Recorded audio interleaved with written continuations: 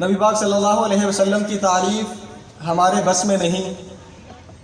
اللہ رب العزت نے پورے کا پورا قرآن اپنے محبوب کی نعت خوانی میں اتارا۔ کائنات میں اگر اللہ کی صحیح معنوں میں کسی نے تعریف کی ہے تو وہ جناب محمد مصطفیٰ صلی اللہ علیہ وسلم ہے، اور اگر کسی نے نبی پاک صلی اللہ علیہ وسلم کی صحیح نعت خوانی کی ہے وہ صرف اللہ کی ذات ہے۔ یہ دو ذاتیں ایسی ہیں جنہوں نے ایک دوسرے کے حقوق سمجھے اور صحیح ادا کیے۔ اس کے علاوہ ہماری سوچ، ہمارا علم، ہماری پہنچ وہاں تک پہنچ ہی نہیں سکتی جس کے وہ دونوں ہستیاں اصل حقدار ہیں۔ اللہ کے نبی صلی اللہ علیہ وسلم سے سوال پوچھا گیا۔ حضرت ابو ہریرہ نے سوال پوچھا، یا رسول اللہ آپ نبی کب بنے، آپ کو نبوت کب ملی؟ تو آسان سا جواب تھا، 40 سال کی عمر میں۔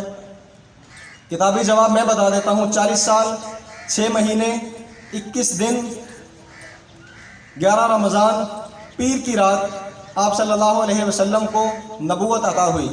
لیکن میں قربان جاؤں، اللہ کے نبی نے کیا ارشاد فرمایا؟ کنت نبیا ان آدم بینہ حول جسد، کہ ابھی آدم کی کہانی شروع نہیں ہوئی تھی کہ اللہ مجھے نبی بنا چکا تھا۔ اس نبی کی ذات کو ہم کیسے سمجھیں؟ 2-3 حدیثیں سنا کے اس بات کو واضح کرنے کی کوشش کروں گا۔ اللہ کے نبی نے ارشاد فرمایا، اللہ نے میرے پورے 10 نام رکھے، انا محمد و احمد والماہی والحاشر والعاقب والفاتح والقاسم والخاتم وطٰہٰ و یاسین۔ یہ آخری نام ذہن میں رہے۔ ایک اور حدیث میں آتا ہے کہ اللہ رب العزت نے اس کائنات کو بنانے سے 1000 سال پہلے سورہ یاسین کی تلاوت فرمائی۔ یاسین اللہ کے نبی کا صفاتی نام۔ اب اللہ رب العزت کیا فرماتے ہیں؟ یاسین والقرآن الحکیم۔ یاسین یعنی مخاطب ہیں اپنے نبی سے۔ والقرآن الحکیم، مجھے قسم ہے قرآن حکیم کی۔ انک لمن المرسلین، آپ میرے آنے والے رسول ہیں۔